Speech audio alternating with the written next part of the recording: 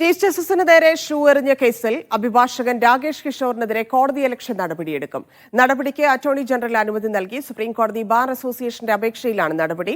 ആക്രമണത്തിന് ശേഷവും കോടതിയലക്ഷ്യ പ്രസ്താവന തുടർന്നെന്ന് അറ്റോർണി ജനറൽ കണ്ടെത്തി. PR അരവിന്ദ് ചേരുന്നു. അരവിന്ദ്, അന്ന് തന്നെ ചീഫ് ജസ്റ്റിസ് ഇതിൽ മറ്റ് നടപടികൾ വേണ്ട എന്ന് പറഞ്ഞതാണ്. പക്ഷേ എന്നിട്ടും ഈ ഷൂ എറിഞ്ഞയാൾ തന്റെ വാദത്തിലും തന്റെ നിലപാടിലും ഉറച്ചു നിൽക്കുന്ന സമീപനമായിരുന്നു. അതുകൊണ്ടാണോ ഈ നീക്കം?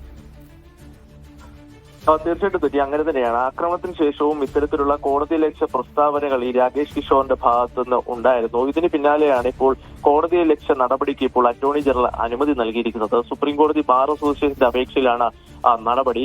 ഇത്തരത്തിൽ ഈ ആക്രമണത്തിന് ശേഷവും താൻ ചെയ്തതിൽ തനിക്ക് തെറ്റൊന്നും തോന്നിയിട്ടില്ലെന്നും ഇത് താൻ നേരത്തെ തന്നെ ചെയ്തിരുന്ന അടക്കമുള്ള കാര്യങ്ങളായിരുന്നു രാകേഷ് കിഷോർ ചൂണ്ടിക്കാണിച്ചത്. ഇത് കൃത്യമായ ഒരു നിയമലംഘനമാണ്, അല്ലെങ്കിൽ കോടതി നടപടികൾക്ക് വിരുദ്ധമെന്ന് തന്നെ ഇപ്പോൾ അറ്റോർണി ജനറൽ ചൂണ്ടിക്കാണിക്കുന്നു. ഇന്ന് സുപ്രീം കോടതിയിലും ഈ വിഷയം ചൂണ്ടിക്കാണിച്ചിരുന്നു. സുപ്രീം കോടതി bar association president Vikas Singh ആണ് ഇക്കാര്യം ജസ്റ്റിസ് സൂര്യകാന്ത് അധ്യക്ഷനായ ബെഞ്ചിന് മുന്നിൽ ഉന്നയിച്ചത്. എന്തായാലും ഈ ഹർജികൾ ദീപാവലിക്ക് ശേഷം പരിഗണിക്കാമെന്ന് കോടതി ചൂണ്ടിക്കാണിച്ചു.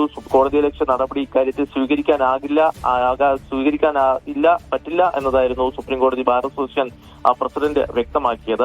എന്തായാലും അഭിപ്രായ സ്വാതന്ത്ര്യം വേണമെന്നാണ് എല്ലാവരുടെയും നിലപാടെന്ന് ജസ്റ്റിസ് സൂര്യകാന്ത് വ്യക്തമാക്കിയിട്ടുണ്ട്. പക്ഷേ ഇത്തരം നടപടികൾ അത് ശക്തമായി തന്നെ അപലപിക്കുന്നു. ഇതുകൂടാതെ തന്നെ സമൂഹ മാധ്യമങ്ങളടക്കം ഈ പ്രസ്താവനകൾ, രാകേഷ് കിഷോറിന്റെ പ്രസ്താവനകൾ വലിയ രീതിയിൽ ചർച്ചയായി. അപ്പോൾ കൃത്യമായ നടപടികൾ വേണമെന്ന് തന്നെയാണ് ബാർ അസോസിയേഷൻ ആവശ്യപ്പെട്ടിരിക്കുന്നത്. ദീപാവലി അവധിക്ക് ശേഷമായിരിക്കും ഈ ഹർജിയിൽ സുപ്രീം കോടതി തീരുമാനമെടുക്കുക.